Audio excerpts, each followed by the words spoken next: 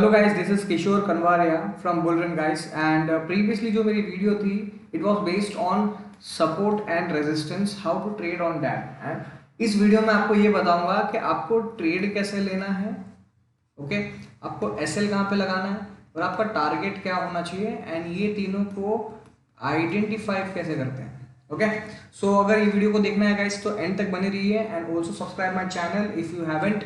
And कुछ दो तीन लोगों ने मुझे कुछ क्वेश्चन पूछा है, जैसे फॉर एग्जांपल सीपीआर अगर असेंडिंग है so can we take as a BTST. Okay so इसका आंसर मैं एंड में दूंगा guys. Okay so video end तक देखिए and let's jump to how to identify the support and resistance and actually में support and resistance होते क्या है।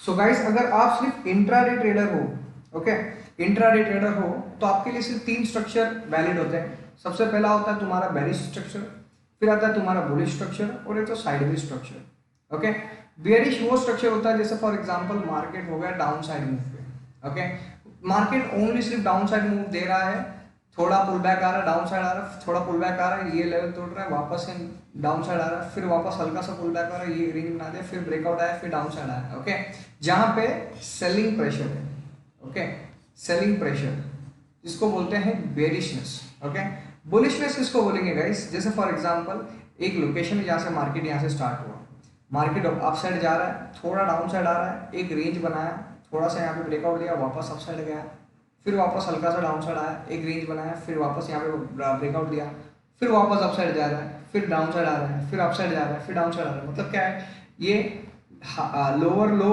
Higher low, higher low, higher low, higher high, higher high, higher high, higher high, ये structure form कर रहा है। Okay सो जहां पे भी ये स्ट्रक्चर फॉर्म हो तो समझ लो वहां पे एक बुलिश स्ट्रक्चर होता है, और जहां पे हायर लो, एक second guys, higher low, higher low, lower low, lower low, lower low, मतलब क्या ये साइड स्ट्रक्चर जहां पे बने वहां पे बेरिशनेस होता है, और जहां पे higher high, higher high, higher high, higher low, higher low, higher low बने तो वो बुलिश स्ट्रक्चर होता है। ओके काफी सारे लोगों को ये आइडेंटिफाई करने में प्रॉब्लम होता है। So this is the structure for bullishness and this is the structure for bearishness. Okay and रही बात साइडवेज की, तो साइडवेज जोन में गाइस कुछ भी नहीं होता है, मतलब जो मार्केट के हाई और लो होते हैं ना, मार्केट सिर्फ उसी जोन में घूमते रहता है। वैसे काफी सारे ट्रेडर्स लोग को ये पता है तो टाइम वेस्ट इसके ऊपर नहीं करते हैं, डायरेक्टली नेक्स्ट स्लाइड पे आते हैं एंड नेक्स्ट स्लाइड आइडेंटिफाई करते हैं गाइस। ओके तो अगर मैं बात करूँ how support and resistance R important in day trading, तो अगर बात करूँ तो डिमांड जोन की बात करूँ तो वो एक ऐसा लोकेशन होता है from where market gave and big move on the upside. जाहिर सी बात है अगर डिमांड जोन की बात करें तो वो डिमांड जोन पे नीचे बनता है, जैसे फॉर एग्जांपल ये मार्केट का एक लो है एंड यहाँ मार्केट आया, कंसोलिडेशन किया, फिर यहाँ से एकदम बड़ा सा मूव दिया है। सो ये जो जोन होता है ना हमारा, ये जो जोन जो होता है ना हमारा, ये होता है demand zone. Okay why demand zone, ये एक साइकोलॉजिकल लेवल हो जाता है जहां पे काफी सारे ये लोग सोचते हैं कि ये इंपॉर्टेंट एक डिमांड जोन बोले तो एक इंपॉर्टेंट सपोर्ट का काम करेगा मार्केट के लिए, सपोर्ट का काम। तो काफी टाइम जब मार्केट रीटेस्ट के लिए वापस यहाँ पे आता ना तो काफी सारे ट्रेडर्स एंटिसिपेट करते हैं कि यहाँ से मार्केट वापस से ऊपर जाना चाहिए। Okay so this is known as an demand zone. Demand zone ऐसा होता है जहां से मार्केट अपसाइड बड़ा मोमेंटम दे दे। ओके सेम उसका जो ऑपोजिट होता है वो है सप्लाई जोन। सप्लाई जोन बोले जैसे फॉर एग्जांपल एक मार्केट का हाई है, ओके एंड मार्केट यहाँ से अपसाइड गया एंड यहाँ से एकदम क्रैश हुआ, समझ एकदम क्रैश हुआ, वन साइड रैली दिया, one side. Okay so next time क्या होगा, जब मार्केट वापस से यहाँ तक आएगा तो ये लोग एंटिसिपेट करेंगे कि मार्केट को यहाँ से वापस से नीचे फेंका जाएगा। ओके तो काफी सारे लोग यहाँ पे शॉर्ट करते हैं, फिर इसको बोलते हैं सप्लाई जोन जो इंपॉर्टेंट एक रेजिस्टेंस का काम करता है। ओके सो गाइस हम एक चीज हमेशा याद रखने का, demand zone is equals to support और supply zone is equals to resistance. Okay supply zone demand zone एक, डिमांड और अपना सपोर्ट एक होता है और सप्लाई जोन और रेजिस्टेंस एक होता है। ओके सो काफी सारे लोग कंफ्यूज हो जाते हैं, इसमें देखना मत। एंड एक न्यू कॉन्सेप्ट है गाइस ये वीडियो के अंदर, जो है वर्जिन सीपीआर।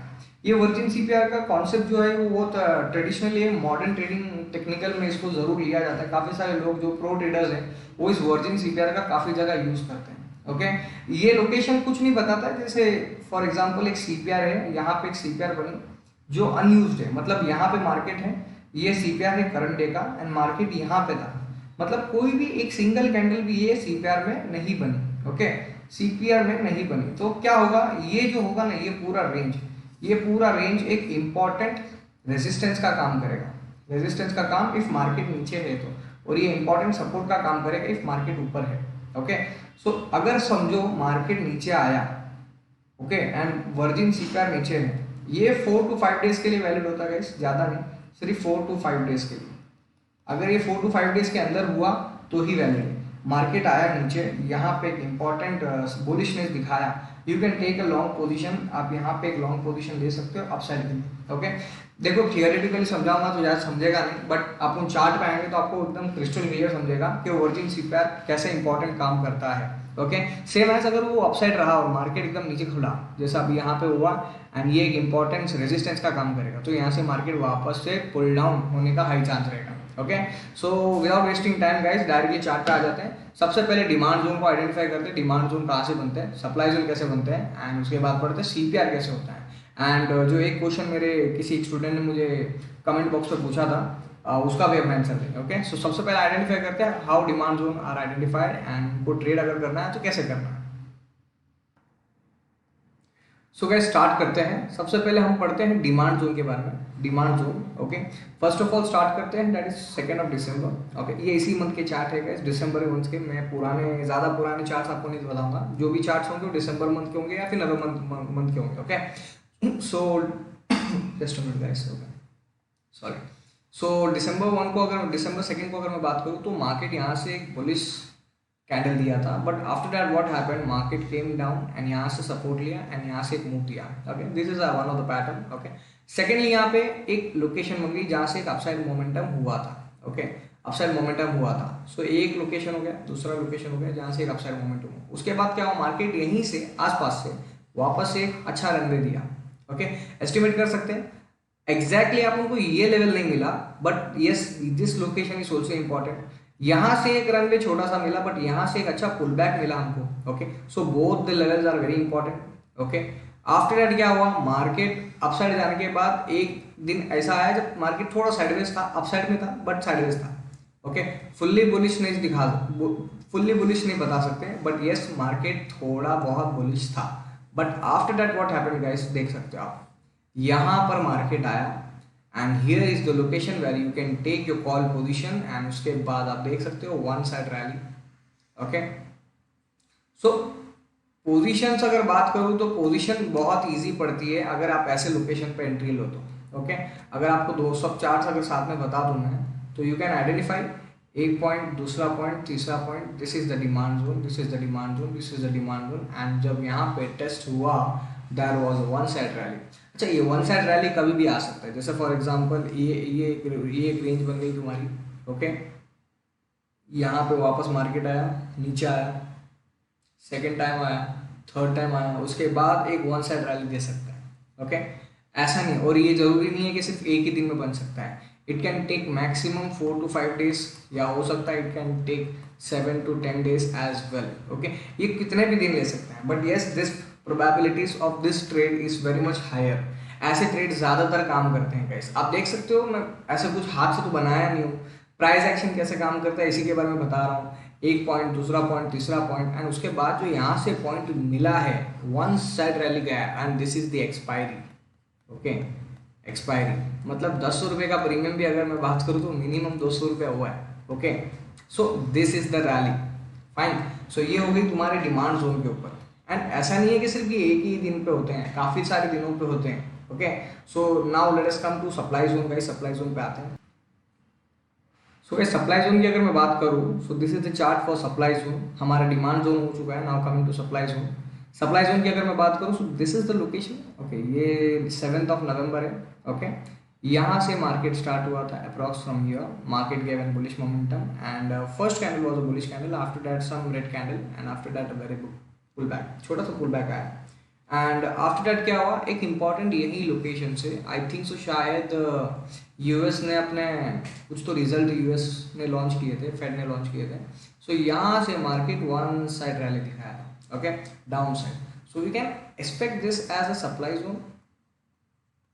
मैंने आपको क्या बताया था, सप्लाई जोन हो सकता है ये, बिकॉज यहाँ से एक वन साइड रैली आया, okay, big down side move, तो एक सप्लाई जोन हो सकता है ये, ओके। सो इसको मार्क करके रखना गाइस, ओके, जस्ट इसको मार्क करके रखना।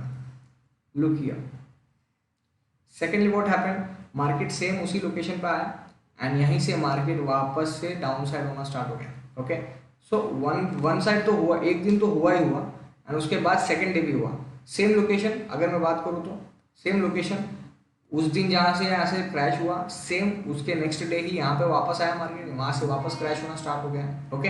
कुछ रॉकेट साइंस नहीं है, सप्लाई एंड रेजिस्टेंस को आइडेंटिफाई करने में कुछ रॉकेट साइंस नहीं है, जस्ट आपको एक प्रॉपर नॉलेज होना चाहिए कि मार्केट के लोकेशन इंपॉर्टेंट क्या क्या हो सकते हैं, ओके। उसके बाद की अगर मैं बात बोलूँ, सो ये हो गए 1 point, second point, okay. And look at the third point. अगर मैं थर्ड पॉइंट की बात करूँ तो market gave a small breakout over here but couldn't sustain, okay। यहाँ पर मार्केट को सस्टेन नहीं कर पाया, एंड उसके बाद अगर आप बोलोगे guys, so it was a free fall for the market, free fall for the market, okay. आप देख सकते हो यहाँ पर काफ़ी सारे इंस्टीट्यूट या फिर कोई बड़े बड़े प्रो ट्रेडर्स जो होते हैं, उन्होंने यहाँ पे रिटेल ट्रेडर्स को ट्रैप में डाला, ये सोच के कि काफ़ी सारे लोग जो होंगे, ओके, काफ़ी सारे लोग जो होंगे वो हो गए एंट्री ले लेंगे इसके अंदर, एंड काफ़ी सारे शायद हो सकते काफ़ी सारे ट्रेडर्स होंगे वो यहाँ पे सोचे होंगे कि मार्केट ने यहाँ पे ब्रेकआउट दे दिया है तो एक अपसाइड मोमेंटम पॉसिबल है, okay, upside momentum possible. Reason behind it आपको बताता हूँ गाइस। जो प्रो ट्रेडर्स होते हैं ना, बड़े बड़े ट्रेडर्स, वो क्या करते हैं, जब फॉर एग्जांपल ये निफ्टी का चार्ट है, सो निफ्टी 18,600, ओके, 18,650, 18,700, 18,750, इनके जो कॉल होते हैं ना, इनके कॉल वो राइट करते हैं, मतलब sell, okay. Suppose for example this is Monday, okay, this is Monday, और ये सपोज करो मंडे का चार्ट, ओके, 7th को मंडे था, एस्टिमेट कर दो मंडे था, okay, Monday, Tuesday, Wednesday, Thursday, okay, ये मंडे का चार्ट था।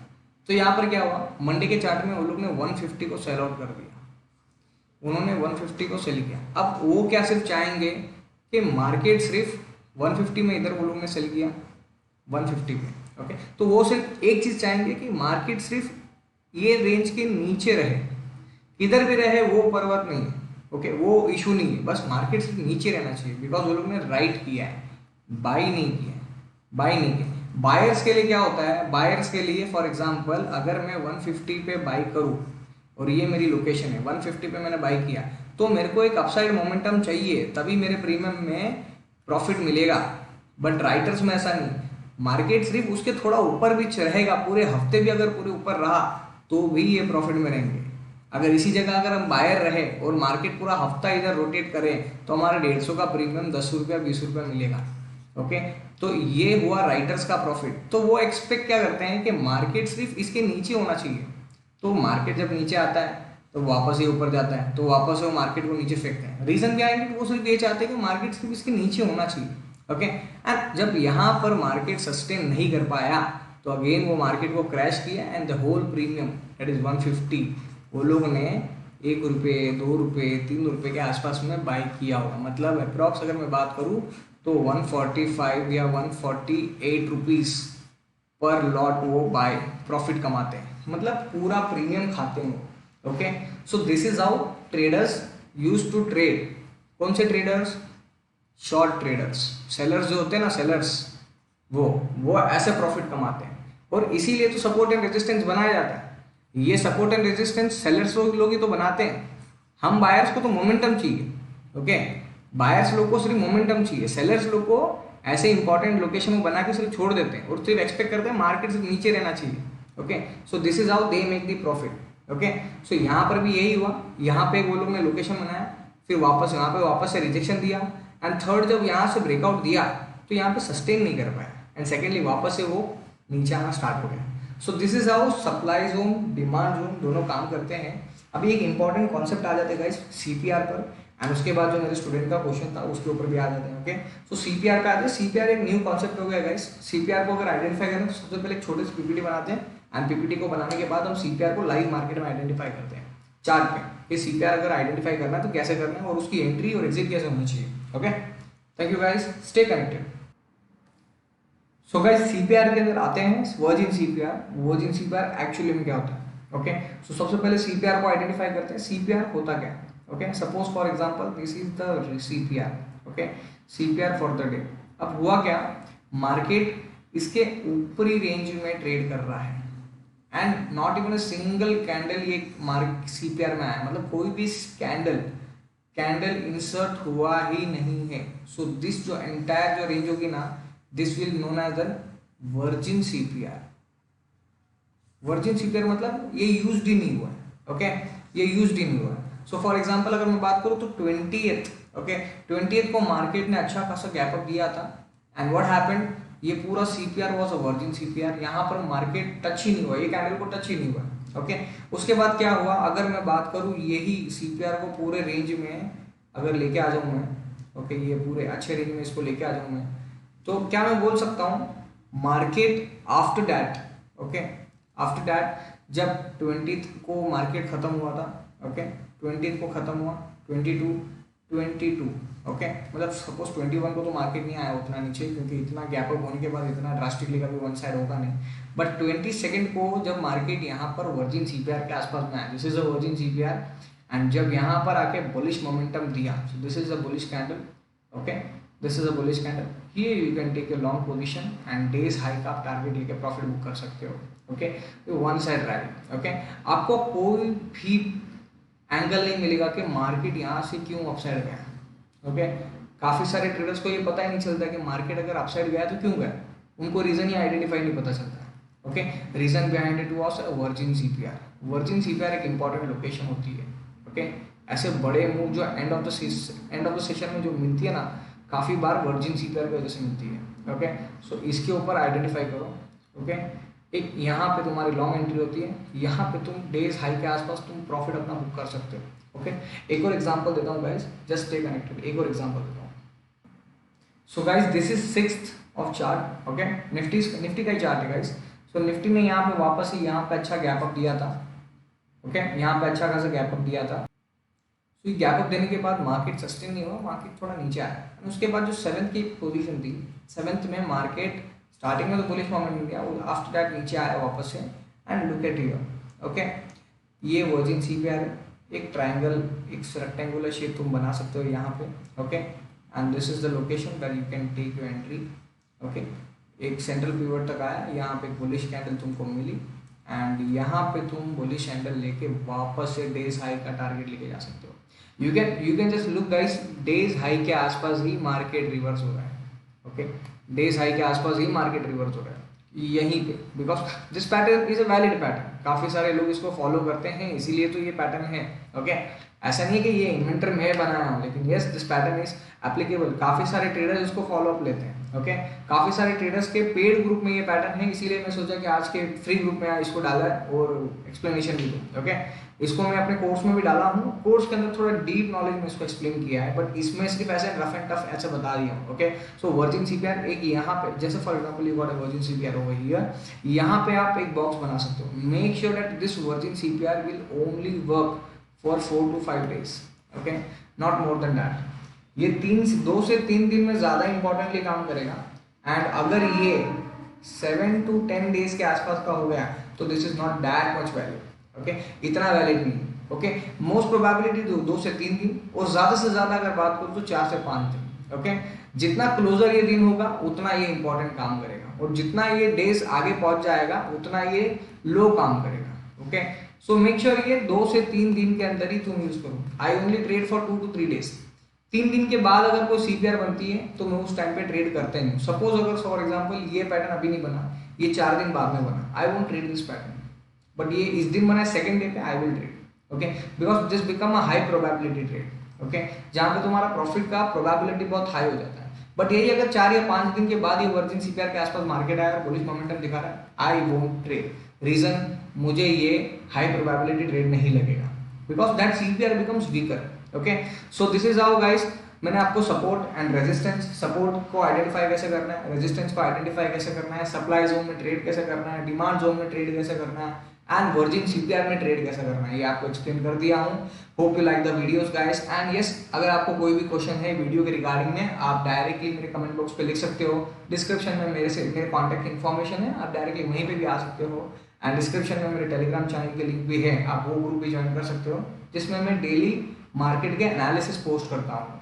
एंड यस, कभी कभार BTST एंड कोई मुझे एकदम अच्छी कोई वीडियो टिप जैसे इन्फॉर्मेशन मिली मार्केट के रिगार्डिंग और मेरे एनालिसिस के हिसाब से मुझे कोई अच्छी ट्रेड मिली, I will post in that. Okay, so you can join our channel as well. You can subscribe my channel if you haven't, and if you have any question, you can comment to me.